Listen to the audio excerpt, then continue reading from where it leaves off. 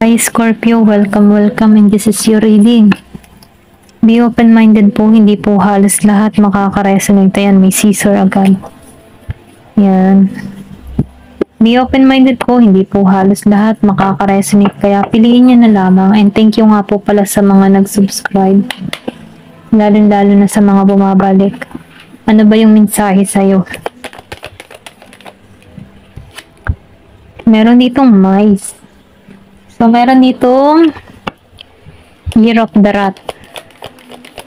Nakikitaan ko dito na meron ditong issue or some family affair. Meron ditong lumayas, or meron kang iniiwasang kaibigan, or meron kang iniiwasan na ka-family, meron kang inalisan dito. Ito lang nakikita ko, no? Nagkaroon ng issue, hidwaan sa inyong dalawa. Pwedeng kaibigan din, okay? Kasi meron ditong discord. Yung iba naman sa inyo, nafe-feel ko dito yung bagong karera, bagong trabaho, na magbibigay sa iyo ng maayos at magandang buhay, merong magandang kita, and matagal mo na tong hinihiling, okay? Hiling mo to, pagkakalob sa iyo. Magdadala to ng malaking pera sa iyo, okay? Kumbaga, every month, sasahod ka dito, or every month, merong malaking biyaya kang marireceive dito sa money will coming to you. Magiging kang masaya sa nagaganap sa buhay mo sa karerang ito na ipinagkaloob sa'yo. Meron ka man ditong inalisan, or meron ka man mga taong tinanggalan, pero yung blessing dito ay dire-diretso. Meron ditong wind chimes or wind chimes. So, kung naman ang basa nito, nafe-feel ko dito yung peace, harmony. Magkakaroon ka ng kapayapaan, yung kaisipan mo. Kasi nafe-feel ko dito na tinanggalan mo yung mga toxic sa paligid mo or iniwasan mo na to. So, nagtutuon ka dito sa iyong goal in life na kung saan meron ka ditong mga kahilingan na gustong matupad at ipagkakalob nga to sa'yo. Okay, give me more information. Ano pa yung mensahe? Diba? Star. Success. Tagumpay ka. Okay? Nasa iyo yung tagumpay. Wish granted success sa karera. Mapalad ka sa karerang tinahak mo. Or papalarin ka. Okay? Meron ditong mapalad. Maraming blessing. Kangaroo. So, meron ka man ditong mga pinag-isipan before na ang hirap isettle, Kumaga, nahihirapan ka magpasya. At paulit-ulit ka nagbago ng interest. Pwedeng sa trabaho, okay? Nakikita ko dito na yung ginawa mong hakbang or yung mga ginawa mong plano, nagkaroon to ng magandang bunga dito sa The Star. Yung ba tama yung ginawa ko.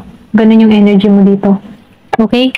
Give me more information. Ano pa yung mensahe? Meron ditong shield. So, nakikita ko din dito yung protection. Meron kang pinoprotektahan sa sarili mo or nagiging kang maingat. Hindi ka basta-basta nagtitiwala sa tao.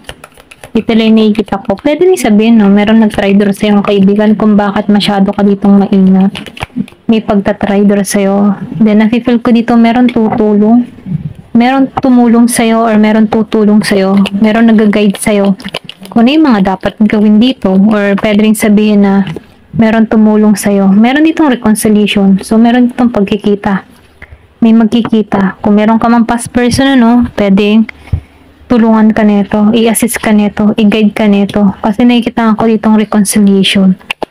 Pagkikitang muli. Kaya lang, meron ditong dinidepensahan yung sarili niya. Okay? So, nakikita ko dito na itong sitwasyon na to ay magiging balanse. Yung iba sa inyo. So, mag-ingat ka na lamang dito kung paano mo to i-handle ng maayos. Okay? Give me more information. Kung meron ka man dito, biglaang tulong, or meron ditong pagkikita, meron ditong tutulong sa sitwasyon mo, or tulungan ka ng tao nito. Gusto nitong makatulong sa'yo, okay? Kung meron ka mang problemang kinakaharap ng iba sa inyo, meron ditong spiritual love. So, malalim yung interest ng tao nito sa'yo. Andun yung kanyang nadarama, okay? Spiritual love to the highest level, okay? Ito lang nakikita ko. Kumbaga, sinusunod nito yung instinct niya, intuition niya, na ikaw yung para sa kanya. Yung iba dito ito lang nakikita ko. Yung iba sa inyo, give me more information. Merong reconciliation na magaganap. Hindi halos lahat sa part na to. Give me more information. So, basket. So, recognition. May pagkilala. Meron ka ditong reward na marireceive. Blessing. Makikita mo, punong-puno yung basket ng pagkain. So, kasaganahan to. Kung yung pagkilala mo ito yung maghahatid sa'yo ng biyaya dito sa coins. Pwede sabihin, meron kang ginagawa sa social media na kung saan nag-earn ka ng malaki dito. Okay? Nakikitaan ko dito yung fruit of labor, naaanin mo na yung mga pinaghirapan mo. Na kung saan, nagiging kang masaya. Okay? And then grape. So, nakikitaan ko dito na ito na yung oras para magliwaliw, mag-enjoy. I-enjoy mo yung mga reward na nare-receive. O dun ka sa moment na nagiging kang maayos, masagana sa buhay mo, nagiging magandang takbo ng buhay mo dahil sa mga blessing na to kasi hiling mo to okay? Ito na yung nafe-feel ko sa'yo. Tingnan natin dito, ano pa yung mensahe sa'yo dito. Nag-feel ko dito, ang ganda lang. Meron ngang nawala sa'yo or tinanggal sa'yo dito, pero ang kapalit naman ay blessing patungo sa'yo. Tinanggal ka sa mga toxic, sa paligid, sa tao, or pwede rin sabihin, kung meron ka mang person na toxic, meron kang pag-alis na ginawa dito, na kung saan, merong mga blessing na dumating sa'yo. Ito yung kapalit. Give me more information, ano pa yung mensahe. So, meron dito na forgiveness. Merong hihingi ng tawad sa iba sa inyo. Need ng travel, nasa ibang bansa, o pwede rin sabihin, nasa ibang bansa ka dito. So, meron ditong retreat, di ba? Meron ka talagang inalisan dito. Year of the Rat. Meron ditong transformation. Marami ng pagbabagong nangyayari sa iyo, nagaganap. Pwede rin sabihin, nagiging iba na yung pananaw mo, nagmamatured ka na. So, andun ka sa transformation para sa sarili mo. Napapansin ito ng tao sa paligid mo, yung pagbabagong nangyayari sa iyo. Pwede nag-glow ka, meron kang binabago sa sarili mo, nagiging kang maayos. Kung before, hindi mo na, kung before, pinababayahan mo yung sarili mo, ngayon, wow, diba? Ang laki ng pinagbago niya. Mga ganong level. Then dito, sa ascension. So, feeling mo, tinataas ka, okay? Kasi nakikita ko dito yung sinubo ka, so ngayon, tinataas ka. Feeling mo, ang bless mo dito. Kasi, ito yung para sa'yo. Kumbaga, ito yung ipinagkalob sa'yo. So, ikaw, feeling mo, ang taas mo na, or pwede rin sabihin na, meron ka ditong nagaganap sa buhay mo na pagbabago, bigla ang pagbabago na itinataas ka, okay? Binibless ka. Give me more information. Ano pa yung mensahe? Burden. So, nakaranas ka din dito ng kabiguan, hirap, okay?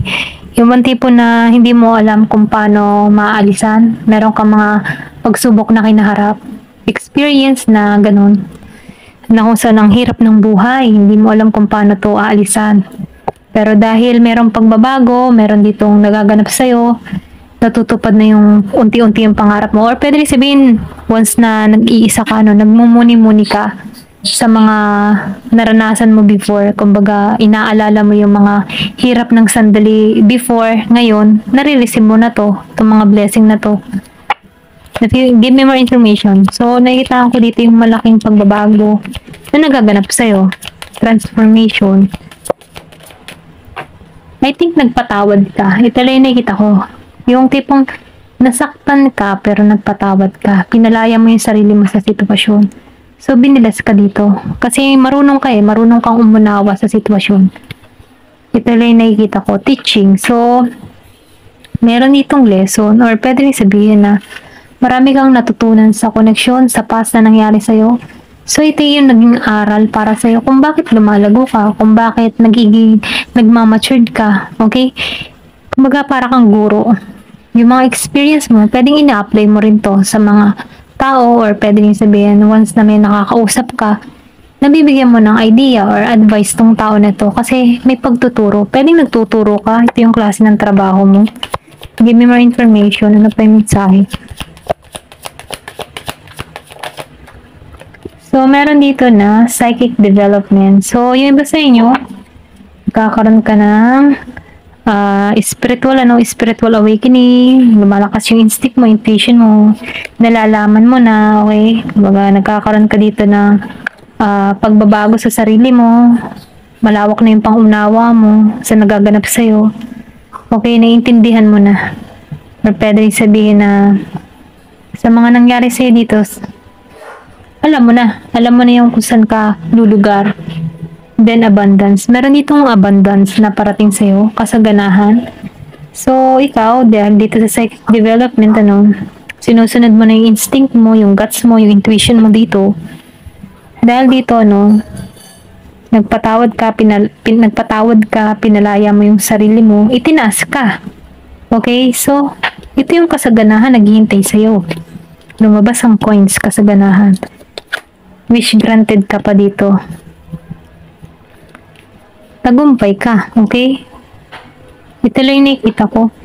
Ito yung kapalit ng mga pinaghirapan mo. Kumbaga, kung ikaw may nasaktan in the past, ito yung kapalit, okay? Kasi deserve mo to.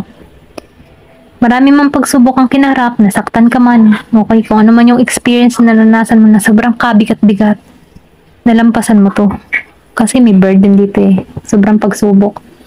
Pero ganun pa naman, ito yung naghihintay sa'yo. Abundance, kasaganahan, wish granted, masaya. Iba sa inyo, new job, new karera. And then, protektado ka pa. Ayan. Hanggang dito na lamang po. Thank you for watching. Love and peace.